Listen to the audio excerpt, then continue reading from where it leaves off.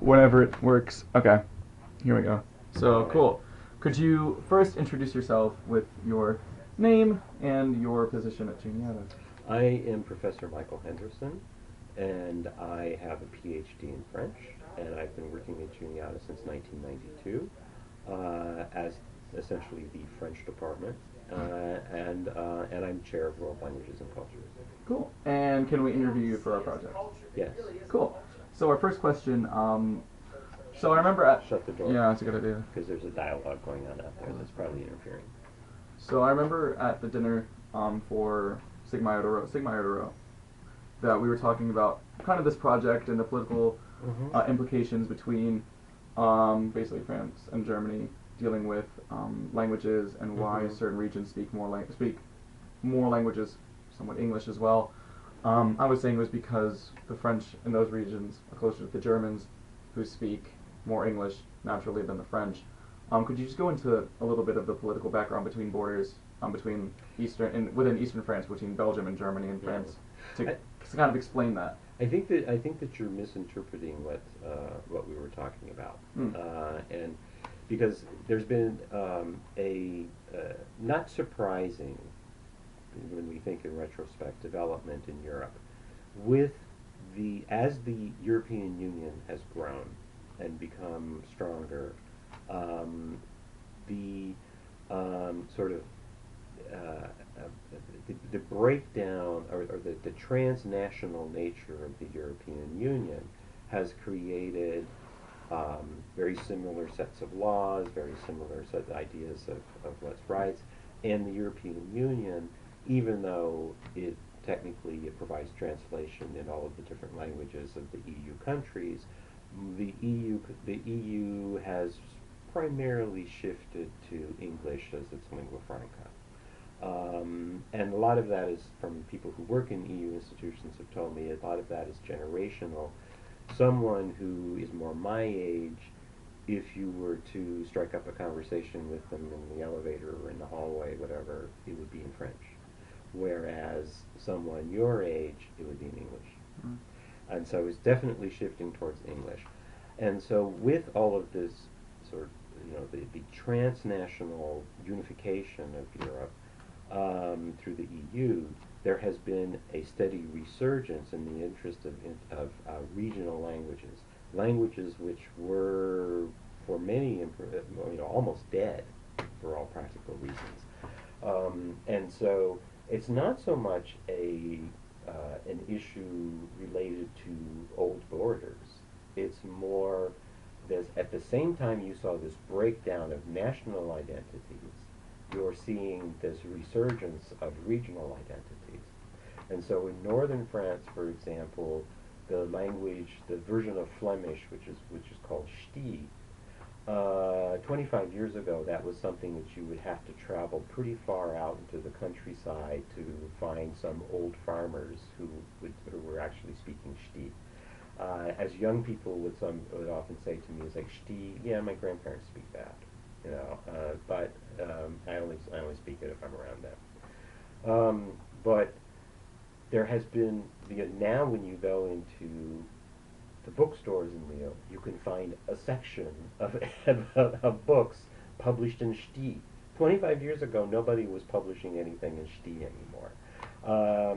There are movements to have Sti taught in the public schools to a certain extent.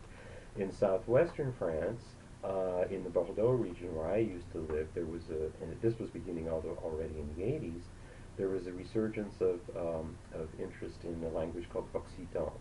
And Occitan is this one of the southern, it's a Romance language. It's definitely not French. It's actually one of the precursors to French. And it is taught, it is taught in the schools now, primarily in the areas around Bordeaux and around that region of the Pyrenees. And then of course when you get to the Basque country, they're speaking Basque, but that has never gone up. That's a completely separate history. But Occitan has resurfaced as a regional language. When you go to Aix-en-Provence, Provençal is essentially a dead language. Nobody speaks Provençal, but they've started putting up street signs in Provençal. There has been again a movement to revive Provençal. In Strasbourg, there has always been an Alsatian community, and which differentiates itself, and goes way back from both the French and the Germans through Alsatian. And Alsatian, of course, is having a bit of a resurgence, but it was probably one of the strongest regional languages before the creation of the EU. But in the Perpignan region, again, Catalan is coming back. It's being promoted and spoken more, and so in Bretagne, Breton, which is a Celtic language, is being promoted once again, and so I see this not so much as a reaction to these national borders between France and Spain or France and Germany, but as a reaction, the resurgence in regional languages is a reaction to the EU. And so it's the finding the desire to find some kind of identity which will not be swallowed up by the transnational nature of the EU. Now, with all these different accents in French as well, our main goal for our paper is to find out basically what perceptions are there with accents within France. So, okay. Well, now you're talking about now accents are different on a different switching to a different subject. Accents are a different subject than transnational or regional languages. Right. Yeah. So we're trying to figure out, as well as looking into languages within France that kind of switch within borders, the accents within France.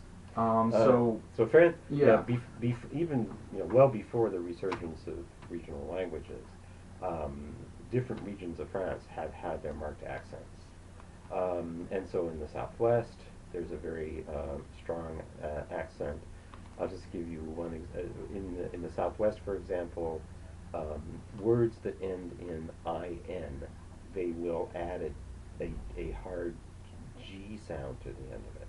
So the word pain, which means bread, in Bordeaux, the people who grew up in Bordeaux will pronounce that le pain, as if it were spelled P-A-I-N-G. When you get down to Provence, you will have a slightly more Latin quality to the accents. And they will pronounce what in other parts of France would be considered silent E's. They will pronounce them.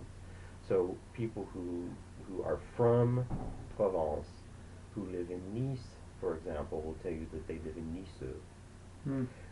Whereas everyone else in France knows that is Nice, and that they sleep on a matelas, not a matelas, and which is the word for mattress. And so, and there are a few regional words, of course, that slip in. Very few people outside of Bretagne know what a menhir is, for example, but that's kind of a regional characteristic. But so the when you ask about the perception of these accents throughout France, I guess the answer depends on who's doing the perceiving. Exactly. So we're trying to see, at least in the future, what my thesis will be is about this. But for right now, we're saying what are the different perceptions about different accents within France. Obviously, when I go to Lille, I can't do that. But so what does I would say, in your opinion, what would the average French person think of? I mean, it's hard to pin down what the average French person would be, but what would someone perceive someone from the north sound like versus a Parisian versus an Eastern Alsatian versus a Southwestern versus a Bretagne, something like that. Well, all of these accents can be identified by French people. They can, French people can identify, you're from the north, because the people from the north speak much more quickly. Their R's are somewhat harder than in other parts of France, whereas someone from the south is going to pronounce silent E's, they're going to speak a little bit more slowly, and so it depends on what the stereotypes that the person who is hearing these accents has about the the people that speak with that accent. And so you will have people from Paris who will perceive the Provençal accent not as something beautiful, but something you know they're Hicks. Same with For the lack North, of I a would better word. assume. No, with the North, it's well, of course, you have to. This is sort of the nature of France. France has France has two words which largely separate the country. Well, the first word is Paris, Mm-hmm. and then the second word is province, everything that's not Yeah, Paris. absolutely. And so people who live in Paris are going to identify any of the regional accents as provincial accents. Mm-hmm. Okay. And so then there's a whole set of stereotypes and sort of quick judgments that go along with the perception of those accents. It's like, oh, those people aren't sophisticated, those people are from the country, those people are, et cetera, et cetera. There's also, and it's very complicated, there's also the element of socioeconomic class, which cannot Mm-hmm. be forgotten. Because even within Paris, with intramurals, that is to say in central Paris, that Parisians can identify quite often which arrondissement other Parisians live in. Sure.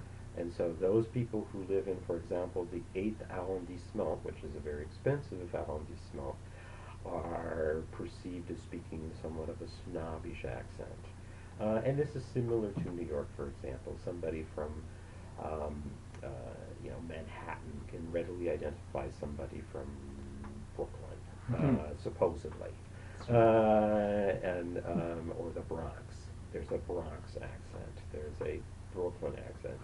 And so Paris has this similar thing. But then there are socioeconomic um, stereotypes that are attached to those accents. Now, also too, one of the things that has developed in the last, well, let's say 30 years in France, are the accents which are associated with the suburbs. Okay, and again, these can be very, very hard for those people who speak. What are referred to as the banlieusards, the people who are from the suburbs of Paris. And if they come to Paris, for example, and interview for a job, and they're identified as banlieusards by their accent, they're not going to get the job simply because of that. Doesn't matter how good their resume is or how good the interview went. Mm. If they are speaking with a readily identified accent, they're going to be associated with, oh, those are marginals, those are criminals, they're going to be nothing but trouble. Would you consider that for other accents throughout France as well? So if someone from the north was applying for a job in Paris versus another Parisian, possibly from a well-known as I say, arrondissement or something like that. I say it's very, very complicated. Yeah. There's no easy answer to that because again, it depends on who's doing the perceiving, and what are the sets what are the sets of or what are the perceptions and the stereotypes that they might have. And so there's this very complex, it's much more than regions, I say. So socioeconomic class gets mixed up in there. Education levels get mixed up in there. Mm-hmm. And so it's, and then also too, I mean, there's a certain amount of questions of race and ethnicity that get mixed up in there. And even gender to a certain extent, although less so than it used to be. Mm-hmm. Okay. And so it is these accents are recognizable, but the effect that they have on other people is very, very complex. Okay. And again, it depends on who is the perceiver and who is the speaker. What is the socioeconomic class? What's the educational level? What's the ethnicity? And going off of that, so what would you say is the most prestigious accent in France? Mine. No. It's no. That's a Quick. joke. That's quick. That's a joke. It's in France.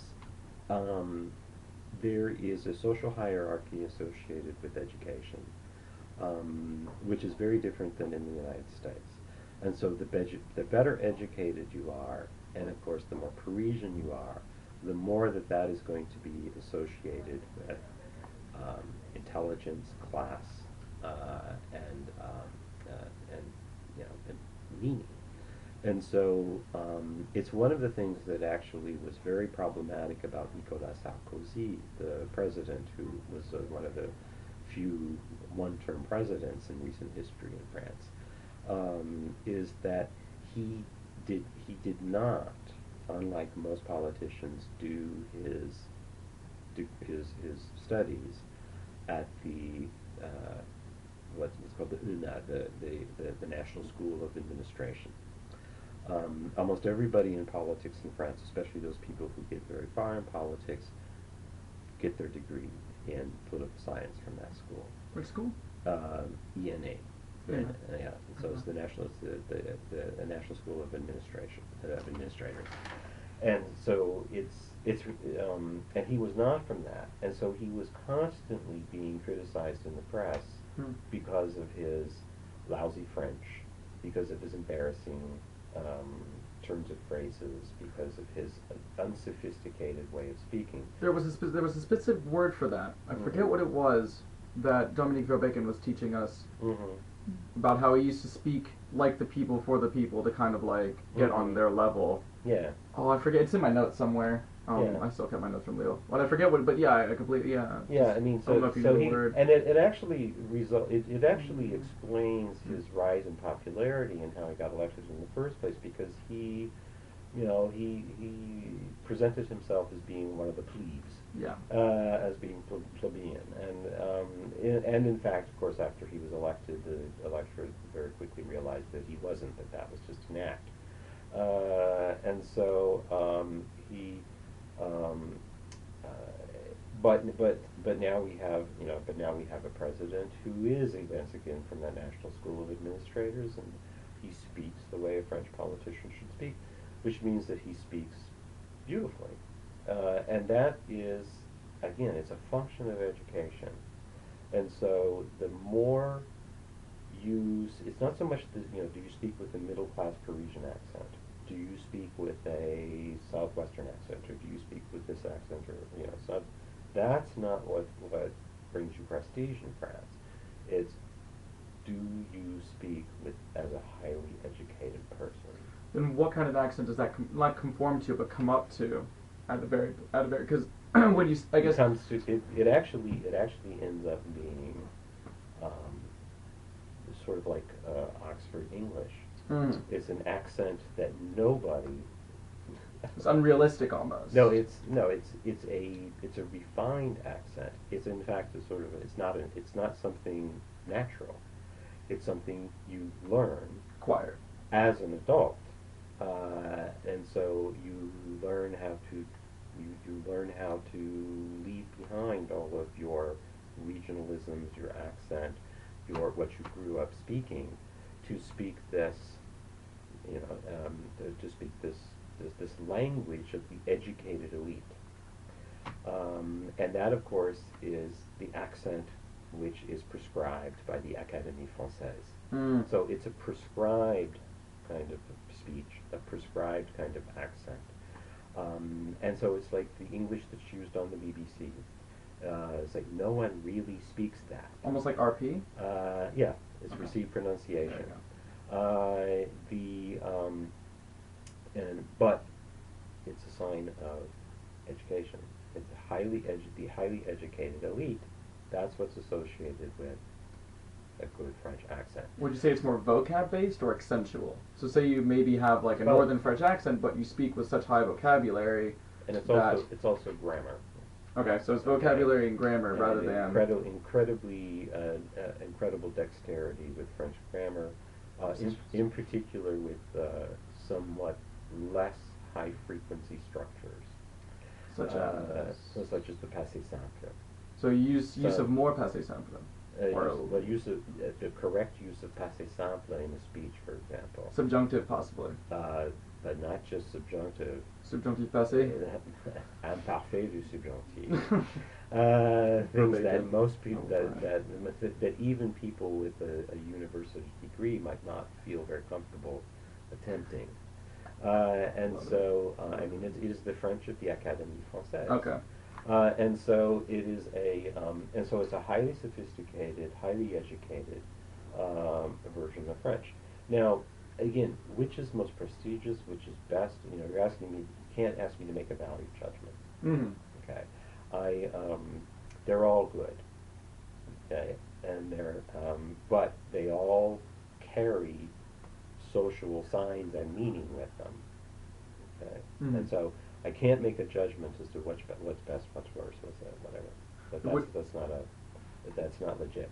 But it is but it is important to. That's not really the word I should use. But it's no, it's not. It's not what an academic does. Right. And not somebody who really wants to understand how language work does. What you have to try to understand is what are the meanings that are attached with this particular accent or this particular way of speaking. What is being conveyed on the level of meaning? What are the signs that are attached to the way that someone is speaking? Which I suppose has something to do with what you're doing in sociolinguistics. Would you say, in your opinion, that a certain accent, like you were saying, or a certain level of education would set you up for success over, I mean, obviously education, yes, but a specific accent maybe would set you up for more success rather than someone who has a different accent? So say putting it back to the original scenario, say I'm from Paris with a certain Parisian accent, he's from Lille, and same degree, same everything, but you're you sound kind of differently. not understanding what I was saying. Is that as you move through the French educational system and you start getting those degrees which are setting you up for success, you lose your regional accent, your regional vocabulary, your level of vocabulary. You know, it all becomes you are being prescribed into the standard French of the Académie Française. I like to make the analogy to what I now speak as an adult. I speak graduate school English. This is not the English that I grew up speaking. It's not the way that I grew up speaking. When I was 11 years old, this is not what I sounded like. And I'm not just talking about the tone of my voice. I was just saying about the way that I would construct sentences and the way that I would say things. And the vocabulary that I would use and the grammar mistakes that I would make. What I now recognize as grammar mistakes. I'll give you just an anecdotal example. When I think it was in the 6th grade, I was sitting in class at St. Joseph's Catholic School being taught by an evil nun who was berating a student in the class because he wrote on the blackboard, because she asked him we were supposed to put sentences in the past tense, and so this poor student wrote on the blackboard, "I seen the clown." Okay. And of course that poor student was me, because as far as I knew from the way we spoke at home, seen was the past tense of see. It was news to me that was wrong. and so the rest of my education has been a journey in trying to understand that everything I thought I knew as a child was wrong, especially on the level of language. But it's, again, I have been inscribed into a certain system of education, and I speak graduate school English now. But it's something that I learned. You say the same thing happens in France, then? And the same thing, to a much higher degree. Do you think it's because that there's a governing body in France because about grammar, basically, as an Académie Française, that we don't have something like that? Because, maybe? well, I mean, I think that the whole idea of French culture and French identity is much more strongly attached to the nature of language. Being French means speaking French. Yeah. And speaking that prescribed, And the better you speak French, the more French you are. and the less accent you have. That's right. And so the better you do, the better you speak French, the more French you are. It's sort of embracing and celebrating your regional accent, that is quite often perceived as being something suspicious by the vast majority of French people, although it's gaining in popularity. Okay? Because that is precisely what Jean-Marie Le Pen used to do. He was very proud of his regional accent, although he spoke grammatically impeccable French. But he insisted on doing it with his regional accent. And now it's seen And as being... the National Front, and it was seen as a kind of a return to a nationalist identity, a return to grassroots identity, which is what the National Front is all about. Which is not appreciated So which anymore. is the far right. Okay. But the far right, the National Front, is gaining in popularity in France. But interestingly enough, he is retired, and his daughter has taken over. She speaks the French of the Académie Française. And does that look... She does not speak with a regional accent. And does that look good well upon, then? Well, as I said, the National Front is gaining in popularity. So yeah. But I think maybe the reason it's gaining in popularity is because she seems less alien to a lot of French people than he did. So would rejoicing in regional dialects almost be like going back to Jean-Marie Le Pen, who is not incredibly the most... It's seen as a kind of chauvinism. Okay. Okay, and so again, it's that if you want to make it in France, you have got to speak well. Okay, and you have to know the language well, and you have to write well, and it's one of the things that's very hard for American students when they're first learning French. And I as a French professor, try to explain to them, don't be traumatized when a French person corrects your French, because they're not just doing that to you because you're a foreigner. They do it to each other all the time, because speaking French is a very important part of national identity. So basically, to be successful in French, you have to be French, which means you have to speak the French of the French. You don't have to be French. Not so much be French, but if you are French... If you are going to be successful in France, okay, then you are going to speak impeccable French. With no regional accent. As little regional accent as possible. But if you're not French, you're not going to have a regional accent. That's it, yeah. But you have to speak, no matter what, you have to speak the French of the Académie Française, which kind of prescribes to have no accent in a way. The better you speak French, the more likely it is. But that alone is not enough. But if you want to succeed in France, you better learn French. And the better you learn it, the better your chances are of accomplishing what you want to do. Okay. Yeah. You know what I'm saying? Yeah, absolutely. And this is one of the things that is, it's really a very big problem for the socioeconomic divides, which are the reality in France now. Because in the banlieue, a lot of young people, particularly young males, they don't see the value of studying the French language. They want to speak the way they speak. They have a certain pride in it. There's a certain, and that comes a lot from the hip hop culture that they've embraced and translated into French. And and it's very hard for the teachers to try to explain to them that you can be who you want to be, but if you actually want to get ahead, you're going to have to speak the French of the Académie Française, not the French of the northern suburbs. No. Okay. Yeah, I think that about does it. Okay. Thank you. Don't oversimplify. Yeah. I covered a lot of ground here. But yeah, that was helpful. But the reason, because basically, French